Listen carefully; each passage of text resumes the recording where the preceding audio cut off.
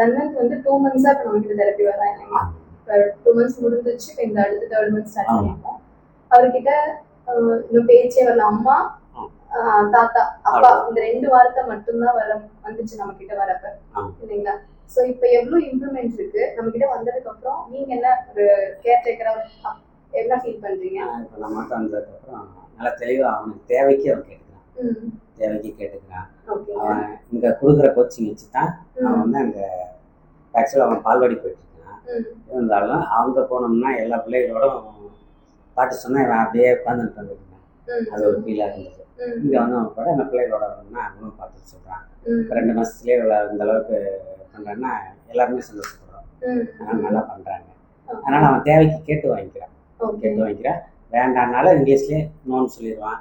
எல்லாமே வந்து நீங்கள் கொடுக்குற கோச்சிங்கில் தான் நல்லா பண்ணுறாங்க. எங்களுக்கு திருப்தியாக இருக்கு. நம்ம கிட்ட வரப்போ வந்து அம்மா அவருக்கு வந்து நாக்கில் வந்து அந்த டங் டைம் சொல்லுவோம் இல்லைங்களா? ஸோ நாக்கு வந்து சரியா சொல்ல முடியாம இருந்துச்சு. அண்ட் கவனம் வந்து குறைவா இருந்துச்சு. ஸோ இப்போ அட்டென்ஷன் வந்து நல்லா இம்ப்ரூவ் ஆயிருக்கு. நாட்லேயுமே நம்ம ஓரோ மோட்டார் ஸ்ட்ரென்தனிங் பண்ணி நம்ம அதை ஒர்க் பண்ணிட்டு இருக்கோம். இப்போ கரண்ட்லி வந்து எங்ககிட்ட ஒரு 2 to 3 வேர்ட்ஸ் சேர்த்து பேசுற அளவுக்கு எல்லாமே நிறைய நாங்கள் பேச கூடவே பேசுறான். அண்டர்ஸ்டாண்டிங் நிறைய இம்ப்ரூவ் ஆயிருக்கு. இதுதான் அப்படிங்கிற அண்டர்ஸ்டாண்டிங் இம்ப்ரூவ் ஆயிருக்கு. அவனோட தேவைகளை வாயால சொல்லி கேட்கிற அளவுக்கு பண்றான். இதெல்லாமே வீட்டுல பண்றாங்க. எந்த மாதிரி வீட்டுல உங்க கூட கம்யூனிகேட் பண்றான்? அதாவது இப்ப முதல்ல வந்து ஒரு சின்னதுன்னா கூட அதை எப்படி சொல்றதுன்னா அதை எதுவுமே வந்து கையில கூட்டிட்டு போய் காட்டுவான். இப்ப வந்து இதுதான் போகுது அப்படின்னு சொல்லி கூப்பிடுற அளவுக்கு சொல்லி நம்ம கிட்ட வந்ததுக்கு அப்புறம் சாட்டிஸ்ஃபைடா இருக்குங்க. நல்ல திருப்தியா இருக்குங்க. நல்லா செய்யறாங்க. நல்லா சொல்லி அவன் தேவை கேட்டுக்கிறாங்க. நல்லா சாப்பாடு வேணும்னா குக்கர் காட்டுவான். தண்ணி வேணும்னா இதை காட்டுவான். பாட்டில் டம்ளரோ காட்டுவான். இப்போ வந்து அவன் தேவை கேட்குறான். சாப்பாடுன்னா சொச்சு வேணும். யாரு அம்மாச்சி ஊட்டணுமா, அம்மா ஊட்டணுமா, அம்மாச்சி அம்மா அந்த மாதிரி சொல்லி கேட்டு வாங்கிக்கிறான். இப்போ வந்து சாதாரணமாக டீச்சர்ட்டில் போனால் கையை இப்படி வச்சுட்டு அப்படியே நின்றுக்கும். எதுவுமே சொல்ல மாட்டான். நீ வாயால சொல்ற வரல அப்படியே நில்றா அப்படிம்பாங்க. ஆனால் இப்போ வந்து அவனா சொல்லிடுறா good morning madam, good morning டீச்சர்மா, தேங்க்யூ டீச்சர்னு வருவான். மத்தியானத்துக்கு பார்த்தோம்னா கிளாஸ் அதில் வந்து அவன் சொல்கிறாங்க. பாட்டு சொல்லும்போது பார்த்தோம்னா பிள்ளைகளோடனா இப்போ அப்படியே வந்து சொல்கிறாங்க. ஓரளவுக்கு அவன் சொல்கிறான்னு சொல்லி அவங்க நம்ம ஆக்சுவலாக பாட்டு சொல்கிறப்ப இல்லைங்க. இருந்தாலும் அவங்க கிளாஸில் சொல்கிறாங்க. டீச்சர் குழந்தைங்களோட சேர்ந்து அவனுமே வாயால சொல்றான். ட்ரை பண்ணுறத விட அவன் சொல்கிறான். என்ன அப்போ என்ன சொல்லி கொடுத்தாங்கப்பா, என்னப்பா சொல்லி கொடுத்தாங்க அப்படின்னா என்னது சொல்லி கொடுத்தாங்க. இன்னைக்கு காலையிலோட உதாரணத்துக்கு அவங்க அம்மா கேட்டாங்க, இந்த இதெல்லாம் யாரா சொல்லி கொடுத்தாங்க, மேம் சொல்லி கொடுத்தாங்கம்மா அப்படின்னு தெளிவாக சொல்கிறான்.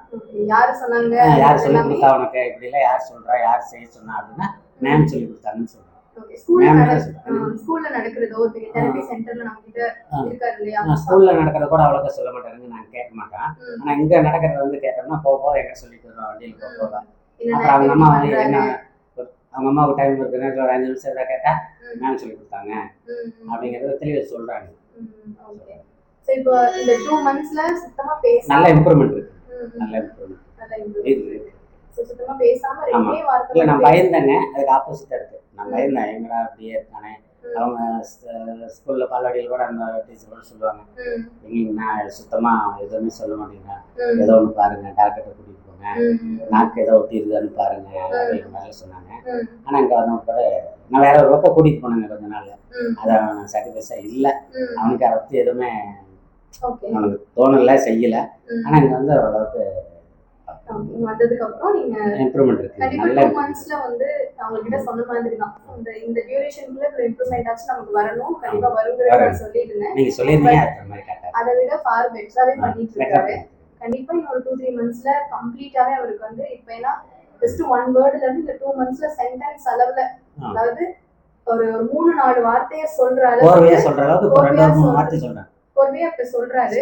ஆனா அவரும் அதிகப்படியா சொல்றது வந்து 2 வார்த்தைகள் தான் அட்டெம்ப்ட் பண்றாரு. நம்ம இப்ப அவர்கிட்ட பிராக்டிஸ் கொடுக்கறது வந்து பாத்தீங்கன்னா 3 வார்த்தைகளை சொல்ற அளவுக்கு நம்ம பிராக்டிஸ் கொடுத்துட்டு இருக்கோம்.